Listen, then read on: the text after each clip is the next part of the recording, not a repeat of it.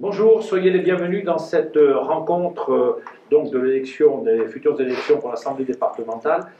Ce débat va être animé par Jean-Claude Astruc, journaliste à Radio Haut-Vive-Lozère, Jean-Marc Gilly, journaliste à la Lozère Nouvelle, sur une réalisation technique de Jean-François Clavel. Cette rencontre sera mise en image sur le site 48 Info, c'est le site numérique de la Lozère Nouvelle, et cette mise en image est assurée par Patrick Zimmermann, journaliste à la Lozère Nouvelle. Messieurs, bonjour, vous allez disposer chacun de 40 minutes pour pouvoir en débattre. Chaque prise de parole sera décomptée, 10 minutes donc chacun, et suite à donc vos interventions et au chronomètre qui indiquera les 10 minutes, vous aurez chacun une minute pour conclure. Jean-Claude, nous partons donc dans le canton de Grandrieux, un vaste découpage dans ce canton.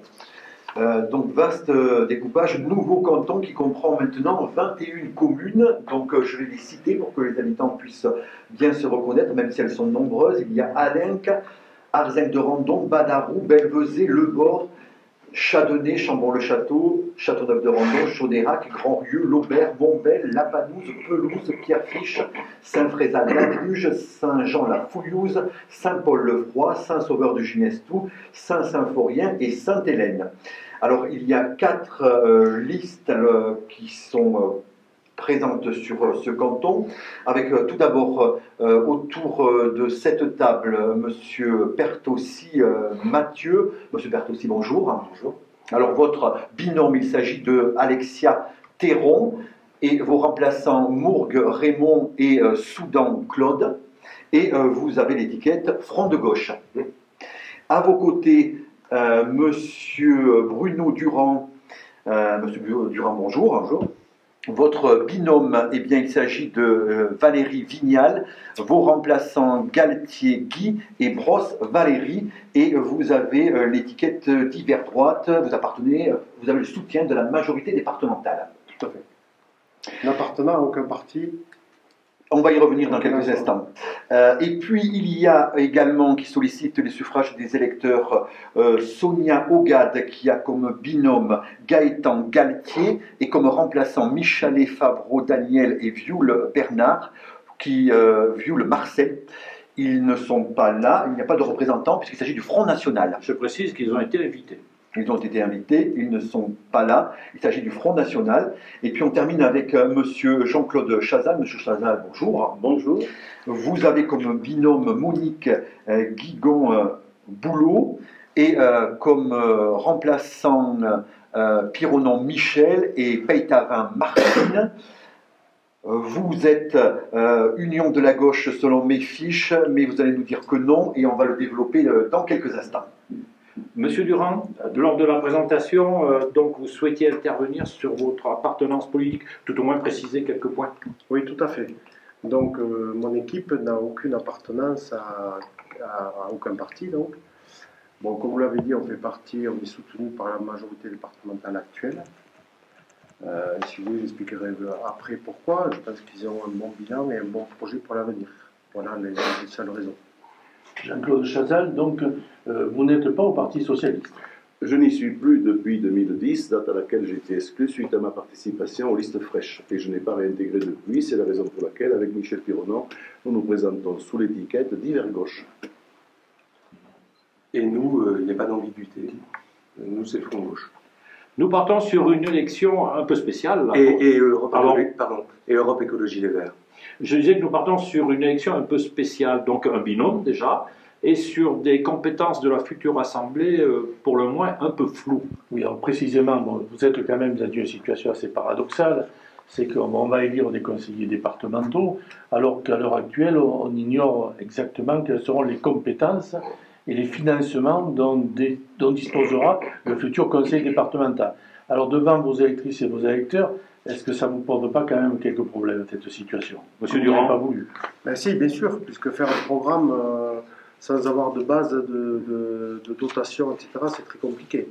Bon, il y a quelques éléments nouveaux, là. Apparemment, tout ce qui est collège, ça va rester au département, hein, la compétence collège. Par contre, la compétence ramassage scolaire, apparemment, va partir à la région, à Toulouse. Donc déjà aujourd'hui, l'organisation des ramassages scolaires est très compliquée en étant à Lozère. Alors, à savoir ce que ça va donner quand ça sera décidé sur Toulouse. Je pense que c'est pas très réjouissant comme réforme. Alors, qu'en pense Jean-Claude Chanel? Alors, effectivement, cela pose un problème, c'est certain, c'est indéniable.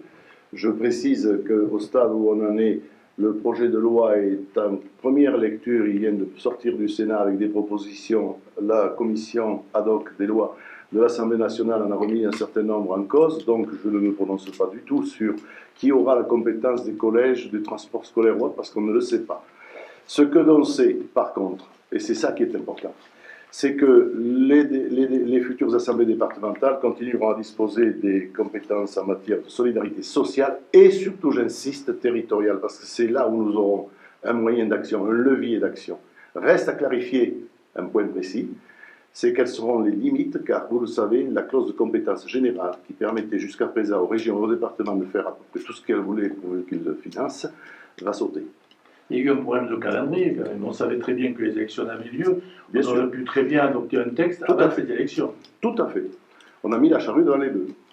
Monsieur Bertossi, cette élection, donc, avec un flou, des domaines qui ne sont pas encore définis, comment la vivez-vous et surtout, comment la présenter à vos électeurs lors de cette campagne? Je crois que surtout, ce flou, il est fabriqué, il est voulu. Tout est fait pour rendre la vie politique de plus en plus compliquée aux yeux des électeurs et des électrices. Le désengagement de l'État dans la vie concrète du pays, dans la vie économique, dans la vie sociale, c'est quelque chose qui a été amorcé déjà par M. Sarkozy, qui a été poursuivi par le gouvernement actuel du Parti socialiste, et ils ont décidé de mettre en place une réforme territoriale. Cette réforme territoriale va amener à terme la disparition du département, en tout cas c'est la volonté affichée, et le fait qu'on regroupe des grands pôles régionaux comme on peut en trouver dans d'autres pays européens. Le fait est que ce n'est pas du tout l'histoire de la France. L'histoire de la France se structure autour des départements, et que dès à présent, le désengagement de l'État a débuté. Dans les rapports dont on peut disposer sur le financement du Conseil général, il y a dès à présent et dorénavant annoncé un désengagement financier de l'État pour financer les départements de 11 milliards d'euros sur la totalité des départements.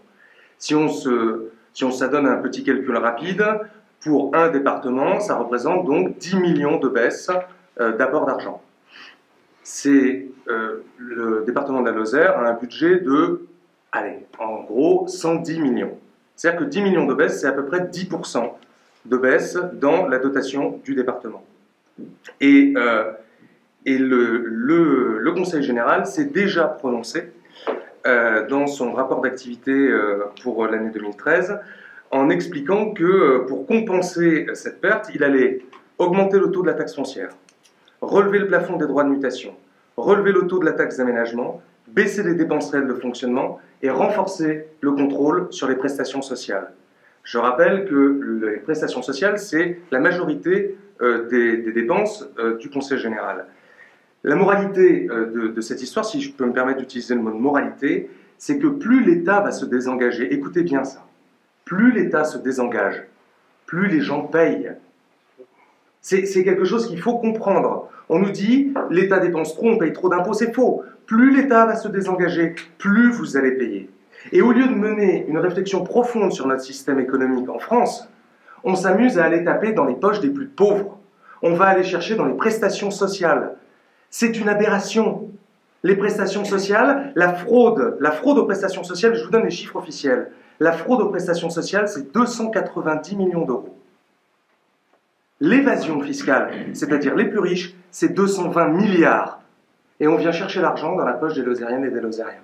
Il y a un problème de logiciel politique. Vous avez parlé de la taxe foncière, je ne crois pas que le taux ait été modifié. Pas du tout. Pas du tout. Dans le rapport d'activité de 2013, c'est déjà annoncé. Ah non, absolument pas. Il n'y a pas eu de modification. Je m'inscris en faux totalement. J'ai le papier, vous voulez que je le sorte? Oui, si vous voulez, mais le Dans la réalité, nous, c'est nous, pas on vous ça. oppose une réalité, c'est que les taux n'ont pas été changés cette année. Ah, mais qu'à une année d'élection, les taux ne changent pas, ça peut se comprendre. Non, mais non, que non. l'année précédente. Ça, c'est un procès d'intention. Mais tout à fait, mais que l'année précédente, vous Monsieur- sortiez en page 5, c'est mis en gras ici, d'accord? Vous sortez ici, je le lis, hein, qui prévoit les engagements du département en contrepartie de l'aide apportée. Recettes, augmentation du taux de la taxe foncière, relèvement pendant 2 ans du plafond des droits de mutation à titre onéreux de 3,8 à 4,5, relèvement du taux de la taxe d'aménagement et en dépenses, réduction des dépenses Plus près du micro, monsieur et Bertossi, on vous entend renforcement pas. du contrôle de versement des prestations sociales. Et on va Monsieur clore Chazal, ce chapitre. Monsieur Durand. Je réponds précisément Voilà, sur et ce en point. clôturant. J'ai compris le cheminement. Monsieur Gilly, qui suit nos débats, s'en souviendra, c'est que l'État avait mis comme condition, comme contrepartie à son engagement, parce que nous avait fait de gros soucis, en particulier en matière de péréquation horizontale. Il avait mis des conditions, c'était ces conditions-là qui nous avaient été imposées, nous l'avions dénoncé. Ce n'est pas du tout un engagement pour l'avenir, comme vous venez de dire. Même si je partage par ailleurs un certain nombre de choses que vous venez de dire sur la fraude fiscale et autres. Soyons bien clairs. Monsieur Durand, un désengagement important et Bien qui sûr. peut avoir de graves conséquences. Écoutez, moi je le vois au niveau de la mairie de Châteauneuf et de la Comcom, de Châteauneuf aussi. Hein.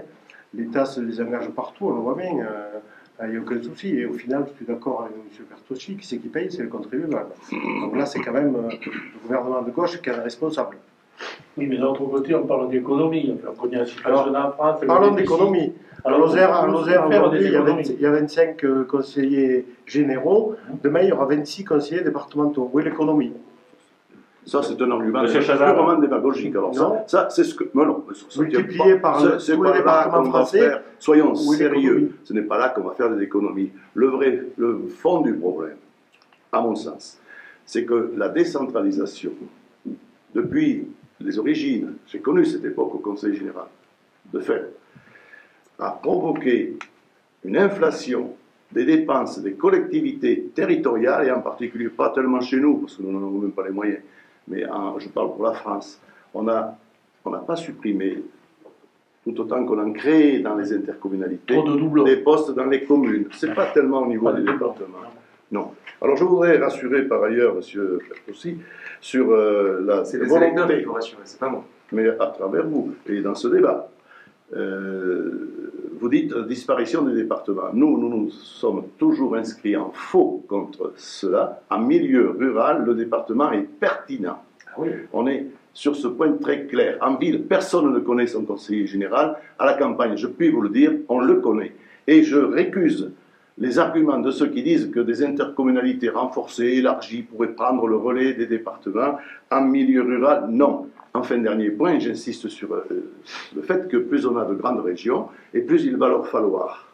Malvy l'a déjà dit, président de du Conseil régional de Midi-Pyrénées, et plus il leur faudra déléguer de compétences pour tout ce qui requiert la proximité. C'est très important, cette proximité des élus. Bien sûr, c'est la base même, je dirais, de la vie politique à Lozère. Hein. Mais moi, j'aimerais revenir un petit peu sur les propos de M. Chazal, parce qu'il y a quand même un projet de loi qui acte la disparition des départements. Et à mon avis, les départements qui vont disparaître, ce sont les petits départements. Vous savez que la Lozère, malheureusement, c'est le plus petit département de France, c'est le moins peuplé. Donc je pense qu'on a quand même du souci à se faire. Hein.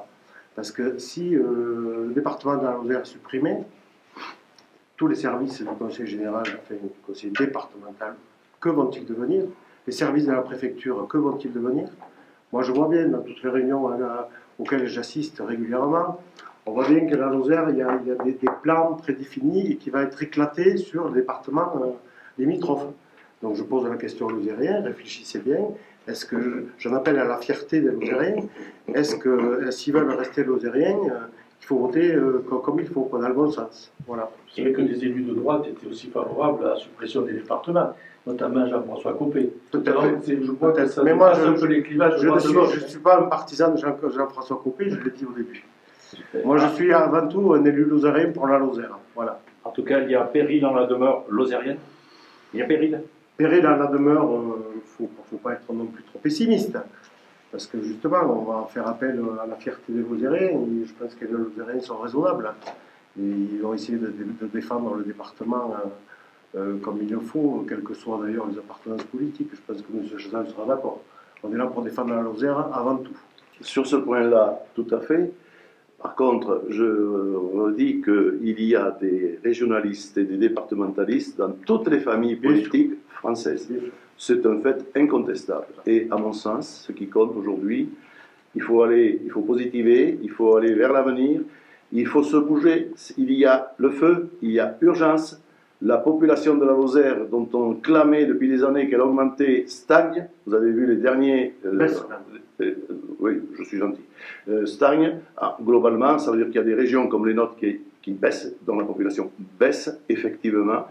Et ce n'est pas en réduisant la voilure, avec le projet de contractualisation de la majorité départementale sortante, qu'on ira dans ce sens. On va y revenir. Monsieur Bertossi, la Lozère doit exister, doit continuer à exister à travers les services. Entre autres, il ne faut pas perdre ces différents services qui font la dynamique du département. C'est une évidence. Oui, mais précisément, est-ce qu'à partir du moment où on passe de 25 à 13 cantons, est-ce que l'État lui-même ne va pas être tenté de calquer sa propre organisation sur celle-là, c'est-à-dire de supprimer les gendarmeries, les trésoreries, etc. Est-ce que là, il n'y a pas un risque majeur pour les services publics? Je suis désolé, Monsieur Durand, je ne suis pas d'accord avec vous. L'argument qu'on nous avance, c'est de dire qu'il y aurait un effet de millefeuille et qu'on aurait une succession de responsabilités qui se chevaucheraient, et du coup, il faut faire des économies parce que, comprenez-vous, les élus, ça coûte cher, et ainsi de suite. C'est l'argument que vous avez développé, et vous avez dit, du coup, vous voyez bien que c'est absurde, puisqu'en fait, on passe de 25 à 26 élus, et donc on ne va pas faire d'économies. Il est très clair que dans le budget du Conseil général, ce n'est pas la charge du personnel et des élus qui va représenter une économie. Donc, si effectivement l'État, que ce soit la droite ou la gauche, que vous représentez tous les deux, que vous le vouliez ou non, si l'État décide de faire des économies sur ces échelons-là, il ne va pas le faire sur les élus. Les élus représentent, grosso modo, 1 million, le service du personnel et des élus et de l'Assemblée, au Conseil général, c'est à peu près 1 million d'euros. Sur les 110 millions, c'est pas là-dessus qu'on fait les économies. Donc, par conséquent, si effectivement il va y avoir des économies, elles vont se faire où? Sur les prestations sociales? Elles vont se faire sur les aides qu'on apporte aux entreprises pour pouvoir s'installer? Elles vont se faire sur l'entretien des routes? Où est-ce qu'on va les faire, ces économies? Il faut vraiment que vous compreniez que l'État est l'échelon important, c'est lui qui finance, il ne faut pas qu'il se désengage, et le département doit conserver la totalité de ses compétences. Pour en revenir à la diminution du nombre de cantons, est-ce que vous ne croyez pas que ça va avoir un impact au niveau des services publics? L'État peut très bien calquer son organisation sur ce nouveau dispositif. Est-ce que là, il n'y a pas une inquiétude? Actuellement, il y a des brigades de gendarmerie dans les différents cantons. De 25 cantons, on passe à 13 cantons. L'État peut très bien dire, nous, on calque notre organisation sur celle-là. Alors, je ne veux pas préjuger de ce que pourrait dire l'État et du détail de comment ça va se modifier. C'est bien pour ça qu'il faut être très attentif et pas se tromper dans vos votes. C'est-à-dire que dans le doute, il faut aller là où c'est plus clair. Donc voilà, oui, peut-être. Et c'est bien pour ça que nous, on est vent debout contre ces réformes. Monsieur Chazal, moins de cantons, moins de services de proximité. Je voudrais d'abord préciser un point. Si j'ai bien compris, vous avez dit tout à l'heure que nous étions 2 représentants de la droite. Non. Non, j'ai mal interprété votre... Non. Ah bon. Non. De la droite et de la gauche qui gouvernent. Ah, oui, d'accord. Vous êtes sur la logique du Front National, UMPS. Alors là, je pense que vous êtes en train de faire quelque chose de très dangereux, monsieur. Ah, bon. De très dangereux. Et c'est vous qui êtes là. Non. Écoutez bien. Alors, vous ne pouvez pas comparer l'extrême droite et le front de gauche. Non. Je dis que vous faites un raisonnement qui est le même. S'il vous plaît. Vous ne pouvez pas le comparer. Bon, d'accord. Voyez-vous, je suis moi-même professeur d'histoire. Oui, moi aussi, je l'ai dit. Ça tombe bien. Voyez-vous, j'ai amené avec moi un livre. Vous voyez? Oui, je vois. On va préciser de quoi il retourne. C'est un livre qui est intitulé La montée du nazisme. Ah oui, je peux vous répondre. Ce livre commence par une citation. Ceux qui ne se souviennent pas de leur histoire sont condamnés à la revivre.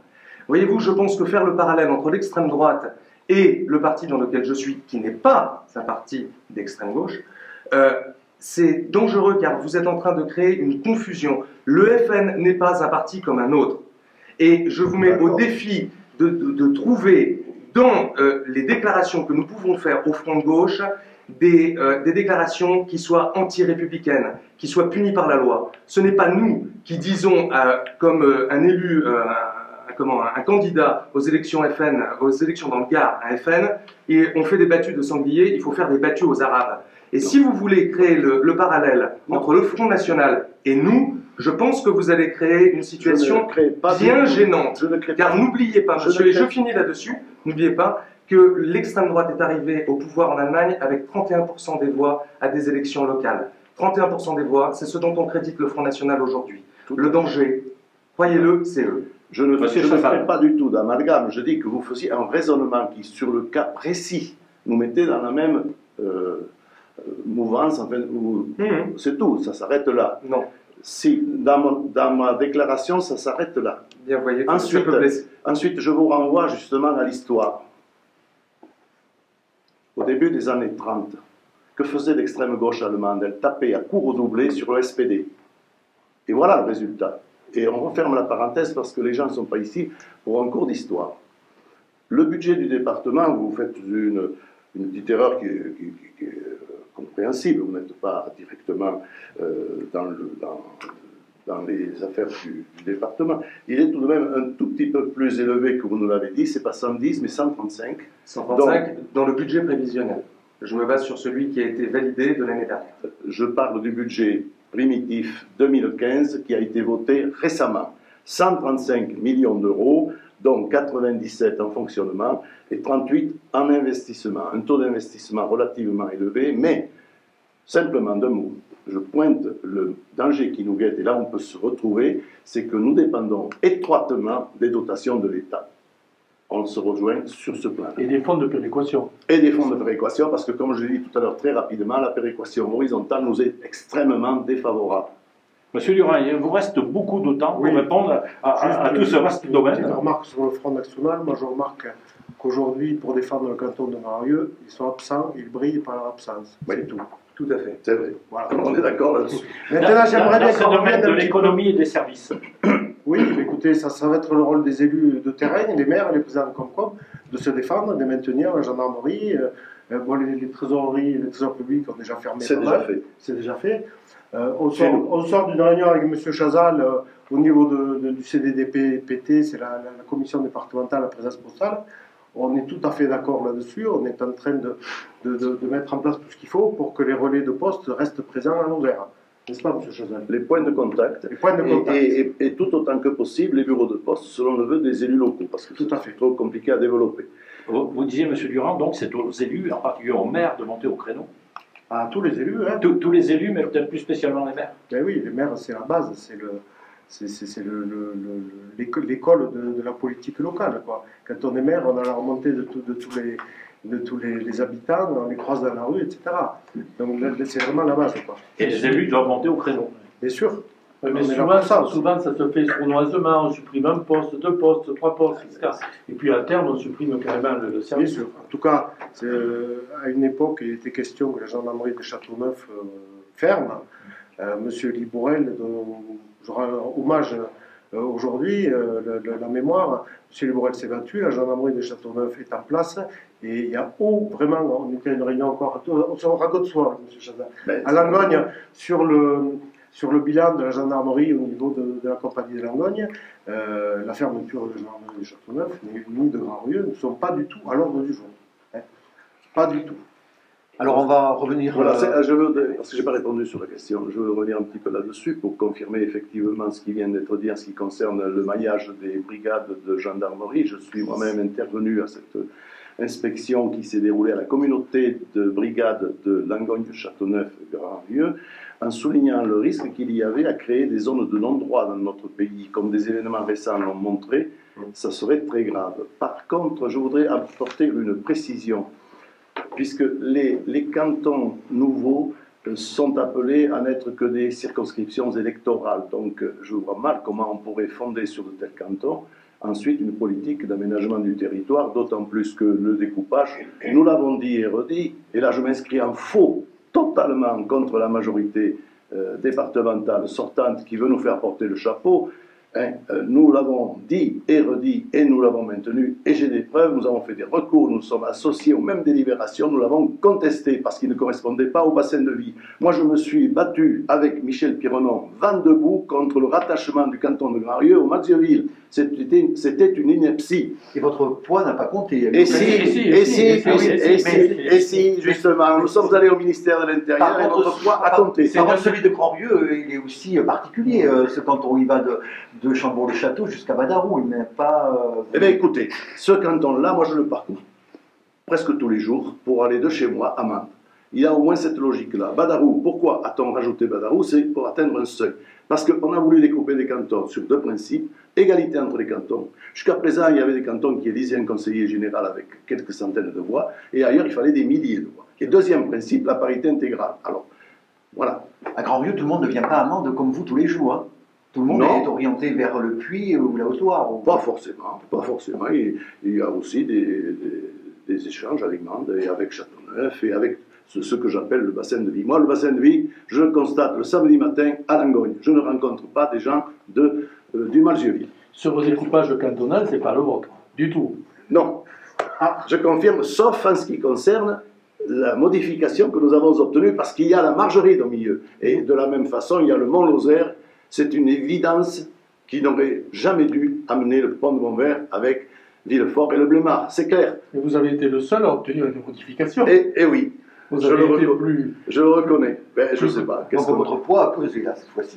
Monsieur Durand, ce découpage. Oui, alors moi je crois que ce découpage, comme dit M. Chazal, il n'a rien à voir avec les bassins de vie. Bon, nous, c'est vrai que ça va de Chambord-le-Château, ça va à Badarou. C'est pas du tout le même bassin de vie, les autres cantons c'est pareil. Moi je crois que c'est un découpage politique, basé encore une fois sur la population. À Lozère, si on se base sur la population, sur les pourcentages de population, ça n'a aucune valeur. Et tout simplement pour que le département de la Lozère passe à gauche. Voilà, mon sentiment. Dans les découpages. Vous êtes dubitatif? Oui, ben les autres... Je ne sais pas. Sincèrement, je ne sais pas. On est tellement bombardé par tous ces changements qui s'accumulent qu'on pourrait faire des procès d'intention. Oui, peut-être. En tout cas, des changements qui vont atteindre l'Assemblée départementale, puisque il y a des nouvelles donnes, on le disait tout à l'heure, donc on part en binôme. Est-ce que le binôme va tenir? Est-ce qu'il y aura entente pendant la durée du mandat? C'est une question qu'on peut se poser. Et puis donc sur un devenir un peu flou. Tout à fait. Donc le binôme, un mariage heureux, un mariage heureux. Je salue d'ailleurs Alexia Théron qui nous écoute. Et je la remercie de son engagement dans la campagne. Monsieur Chazal, donc ce binôme, ce sont des mariages, mais on sait quelquefois qu'au mariage tout va bien, et puis quelques temps après, on se tape la tête avec les assiettes à soupe. Écoutez, on verra bien. Moi, je salue Monique Guigon-Boulot, qui est quelqu'un de qualité et avec qui, je pense, si nous sommes élus, nous nous entendrons très bien. Pour ce grand territoire, moi j'emploie désormais le terme de territoire. Et j'insiste sur un point, parce que nous sommes allés au-devant de la population, nous continuons à le faire, et on sent bien les craintes d'être isolés, d'être perdus. Il faut dire et redire que ça n'impacte en rien les communautés de communes, le périmètre actuel ou futur des communautés de communes. Ce sont deux démarches totalement différentes. Il faut insister lourdement sur ce point. Le conseiller général sortant de Châteauneuf a accepté d'être votre remplaçant. Tout à fait. C'est une démarche relativement singulière. C'est la seule en Lozère et ça nous évite de nous affronter au premier tour. Je le salue et je le remercie. D'autant que vous n'auriez probablement pas été totalement d'accord sur les éoliennes. Ah, ça c'est votre appréciation. Je sais pas, je vous pose la question. C'est votre appréciation. Nous avons émis un vote légèrement différent, qui n'était qu'un vote indicatif, puisque c'est le schéma régional RCAE qui est compétent en la matière. Effectivement, lui-même avait voté contre toute implantation nouvelle. Moi, j'ai été un peu plus modéré, parce que j'entends aussi les arguments de ceux qui sont, en particulier chez les élus locaux, affrontés à des problèmes financiers très importants. Moi, je dis simplement, il faut raison garder et il ne faut pas en mettre partout. Il faut faire très attention à nos paysages. Mutualiser, développer le principe de la participation, comme c'est le cas, je crois, ici à Mende, par des SEM, des finances publiques. Et au niveau de l'association de préfiguration du PNR, nous avons beaucoup réfléchi à cette mutualisation. Monsieur Durand. Il y a quand même un absent, c'est Régis Turc, qui avait annoncé sa candidature et qui finalement ne se présente pas. Qu'est-ce que ça vous inspire comme réflexion? Moi, j'aimerais revenir sur le binôme, au bras du binôme. Nous ne sommes pas deux, nous sommes 4 candidats. Donc là, moi, je m'engage absolument devant les électeurs. Souvent, les suppléants qui deviennent maintenant des remplaçants sont un peu laissés de côté. Nous, mon équipe s'engage à vraiment travailler tout le temps, les 4 ensemble, c'est important. On continue simplement sur les éoliennes. Enfin, je ne sais pas pourquoi je dis Alors, simplement. ma position est très On continue claire. sur les éoliennes. Ma position est très claire au niveau des éoliennes, je l'ai écrit plusieurs fois. Moi, je suis pour l'éolien si le projet éolien n'a aucun impact direct sur l'habitat. Alors attendez, vous permettez qu'on puisse en débattre? Bien sûr. Vous êtes opposé à l'éolien? Non, je suis tout à fait favorable. Vous êtes favorable à l'éolien? Oui. Vous avez même dit, je crois, lors d'une réunion publique que vous étiez 200% pour. Non. Si. En tout cas, c'est ce qui m'a été rapporté. 200 ou 100%, c'est pas Oui, vrai. enfin bref. Vous pouvez nous rappeler le vote de la majorité au Conseil général à propos des éoliennes? Ah oui, le Conseil général a voté contre. Moi, je ne parle pas au nom du Conseil D'accord. général, je parle au nom. Donc En vous tant qui êtes que maire, soutenu par la majorité du Conseil général, vous êtes en désaccord avec la majorité qui vous soutient. On ne peut pas être en accord sur tous les points. Très bien, non mais c'était juste pour le savoir. Juste parce que c'est important quand même le sujet des éoliennes, vous parlez du territoire et de l'impact. Je fais très vite. L'impact sur le territoire des éoliennes est catastrophique. Quelle que soit la structure et l'implantation et les zones d'implantation, le problème des éoliens doit être un problème majeur et en particulier sur ce canton. À l'heure actuelle, il y a 21 éoliennes sur la totalité du département. Ça veut dire que la Lozère, 21, oui. Ça veut dire que la Lozère se retrouve à produire 80% de l'énergie qu'elle consomme. Et toute l'énergie qu'elle consomme est renouvelable. Le Grenelle de l'environnement fixe qu'à l'horizon 2020, il faudra que les départements produisent 29% d'énergie renouvelable. La Lozère en produit déjà 80%. Et tenez-vous bien, le projet du schéma régional, et toutes les demandes d'installation qui sont à l'heure actuelle en cours, c'est 260 éoliennes. C'est-à-dire qu'on pourrait alimenter 1,2 million d'habitants en Lozère. Et si on écoute la Cour des comptes qui nous dit qu'il faut impérativement que la production d'énergie soit à proximité du lieu de consommation, on se rend compte que favoriser et vouloir, comme vous le défendez, des éoliennes, c'est une aberration. Il ne faut pas plus d'éoliennes en Lozère, il faut arrêter. Et les positions que vous tenez de vouloir des éoliennes ne peuvent pas être tenables. Ainsi aussi pour vous, Monsieur Chazal. Vouloir mettre en place un parc éolien regroupé dans des zones bien particulières, car je crois que c'est l'idée que vous défendez, c'est aller contre les directives de la DDT, les professionnels qui ont décidé de zones où on pouvait implanter des éoliennes et des zones de respiration dans lesquelles il ne fallait pas qu'il y en ait.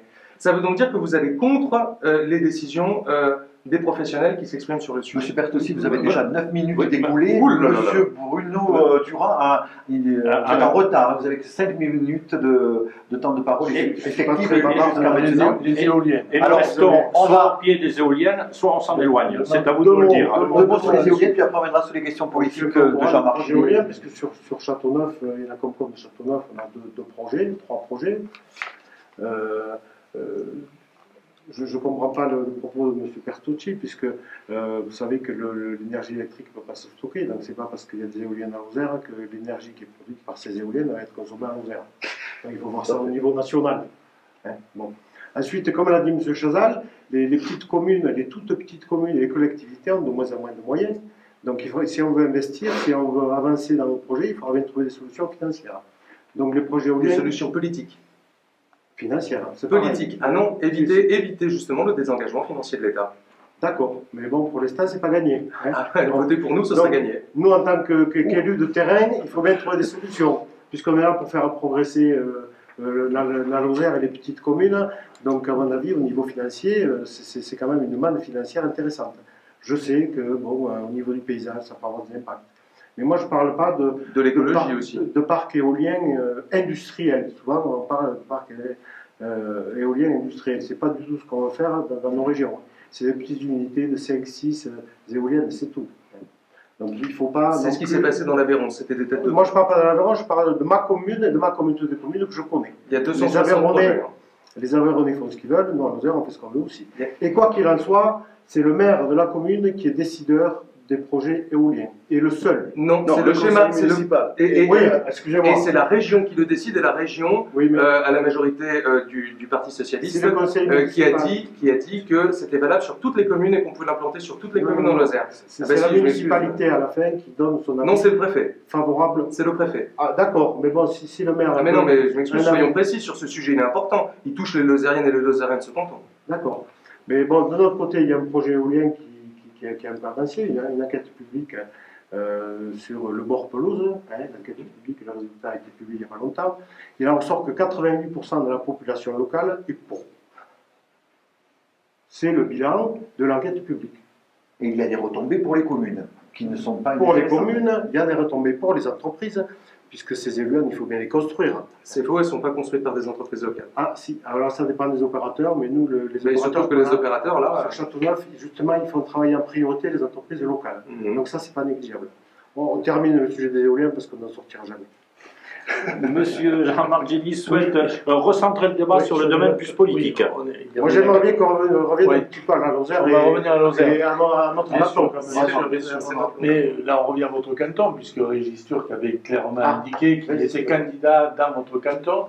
Finalement, il a renoncé. Alors, qu'est-ce que ça vous inspire, ça comme Régis Turc est de droite, donc voilà, il faut le lui demander. Moi, je ne suis pas habilité à parler au nom de Régis Turc. Il doit avoir ses raisons, il a un peu expliqué dans la presse pourquoi il ne s'était pas présenté. Donc écoutez, moi je ne vais pas commenter ses décisions, c'est sa décision, point final. S'il avait été candidat, vous ne seriez pas parti ou... Je ne sais pas, c'était quelque chose à réfléchir. D'accord. Mais bon, il a pris sa décision en toute connaissance du terrain. Je pense qu'il a des occupations professionnelles très importante. Je pense que c'est une des choses qui l'a fait reculer un petit peu. Nous arrivons pratiquement au terme de cette rencontre. Vous souhaitiez néanmoins rebondir sur le canton. Oui, bien sûr. Puisque moi, et on en terminera par là, Jean-Claude, je crois, au niveau du débat. Oui, donc c'est vrai qu'on peut... Qu'est-ce qui est prioritaire pour vous, là, voilà, si vous êtes élu, qu'est-ce qui est notre action prioritaire, et ce sera la conclusion de cette rencontre. Notre action prioritaire, c'est le développement économique. Comme l'a dit M. Chazal, la Lozère stagne au niveau population, même diminue un petit peu. Donc notre action primordiale, ça va être de créer des structures qui créent de l'emploi. Alors justement, ce sont des établissements pour handicapés, pour... Non. Il y en a suffisamment. Il y en a suffisamment. Sur notre canton, on est bien lotis. On a 2 maisons de retraite, on a 5 ou 6 établissements sanitaires, donc il ne faut pas non plus en faire trop. À ce propos, d'ailleurs, je voudrais quand même signaler que tous les établissements sanitaires sur le canton actuel de Châteauneuf, plus les maisons de retraite et quelques entreprises, ça représente 260 emplois sur le canton actuel de Châteauneuf. 200 sur l'actuel de Grandlieu. Voilà. Alors, par quoi on est sensible au problème. Donc les développer, ça sera difficile, mais il faut se battre pour les maintenir. Ouais. C'est quoi? Il passe par quoi le développement économique? Par quel type d'emploi? À quoi vous pensez? Dans tous les domaines, il faut soutenir tout. Il y a l'agriculture qui va être créatrice d'emplois. Moi, je suis pour favoriser les circuits courts. Déjà, sur Grandlieu, il y a quelques paysans. Je ne dis pas les agriculteurs, mais les paysans, parce qu'il y a le nom de pays dedans. Donc, les circuits courts, ça peut être intéressant. Il y a l'emploi, déjà, il faut maintenir les emplois qui existent. Donc tous les projets, il faut les étudier, et s'ils sont créateurs d'entreprise, il faut foncer. Nous, à Châteauneuf, on vient de créer une zone d'activité. Voilà, ça, c'est créateur d'emploi. Il faut se battre, ça, c'est la priorité numéro 1. Après, bien sûr, il faut maintenir l'existant, notamment tout ce qui est social au niveau du Conseil général. On en parlait, les maisons de retraite, c'est important. Moi, je crois qu'il faut que le futur conseil départemental mette un peu plus l'accent justement sur le soutien des personnes âgées. Il ne faut ne pas oublier le sport, puisque Grandlieu, Châteauneuf, Badarou, on a des équipes de foot. Là, c'est peut-être pas créateur vraiment d'emploi, quoique, mais bon, ça crée une dynamique au niveau de nos campagnes, il ne faut pas les oublier, et puis toutes les associations. On arrive donc, arrive le moment de la conclusion, M. Pertoussi. Monsieur Chazal, vous voulez Il conclure me avant? reste quelques minutes, je crois. Quelques secondes, non, je ne Quelques sais pas. secondes, simplement pour dire qu'en Nous sommes dans les secondes. matière de personnes âgées, le Conseil général fait beaucoup. Moi, j'ai obtenu en 2008 que le même taux soit appliqué de subvention aux investissements pour les EHPAD à 40%. Ce n'était pas le cas avant. Mais là, je reconnais que c'est un effort important que beaucoup de départements ne font pas. Et à Langogne, on va en bénéficier grandement pour la restructuration du centre hospitalier. Avec suffisamment de lits EHPAD dans le canton? Oui. Il y a un manque? Il y a des lits de libre? Non, c'est à peu près stable. Aujourd'hui, il y a 30 à 40 lits libres en Lozère, mais on a beaucoup avancé en créant une plateforme qui permet de mieux répartir. Oui. Monsieur Bertossi, la conclusion? Je dispose d'une minute. 30 secondes. 30 secondes. Oui, allez, on vous donne 30 secondes. Une minute. Allez, on dit la minute. Allez-y. La minute. Ok, très important. Donc le message, il faut le condenser. Il faut que le peuple se réapproprie la politique. Il ne faut pas s'éloigner des urnes. L'abstention est un danger imminent pour notre démocratie et pour notre République. Nous appelons donc les Lozériennes et les Lozériens à se regrouper autour de la liste La Lozère, j'y tiens, qui défend des valeurs écologiques, économiques, d'une économie politique, sociale, tout cela dans la liberté, l'égalité, la fraternité, et pour être précis, par exemple, de débloquer un fonds d'urgence pour l'emploi afin de favoriser le retour à l'emploi et juguler la hausse du chômage. En tout cas, c'est un thème sur lequel vous êtes tous d'accord, tous les trois, celui de la non-abstention. D'aller aux urnes. Absolument. Allons aux urnes. Monsieur Chazal, vous concluez? Absolument, je voudrais le dire, mais vous m'avez précédé. C'est important de C'est très important, très très important. C'est l'avenir de notre département qui est en jeu, parce que personnellement, moi j'y crois. S'il arrive à démontrer qu'il peut jouer un rôle en matière de solidarité, comme je l'ai dit tout à l'heure, y compris territoriale, il sera maintenu à l'avenir. Les communautés de communes à 20 000 habitants, ce n'est pas encore décidé. J'ai d'ailleurs déjà réagi à cette annonce qui est fausse. Et enfin, je dirais pour terminer que nous avons constitué une équipe d'élus déjà expérimentés avec des nouvelles candidates et que nous serons sur le terrain, comme toujours, à l'écoute et au service des Lozériennes et des Lozériens. Cette rencontre était animée par Jean-Claude Astruc, journaliste à Radio Pro-Vive Lozère, Jean-Marc Gilly, journaliste à la Lozère Nouvelle, mise en onde par Jean-François Clavel, Radio Vive Lozère, et mise en image grâce à Patrick Zimmermann, journaliste à la Lozère Nouvelle, chargé donc du domaine numérique, et cette rencontre sera disponible en images et en son sur le site de 48 Info. Messieurs, merci. Merci.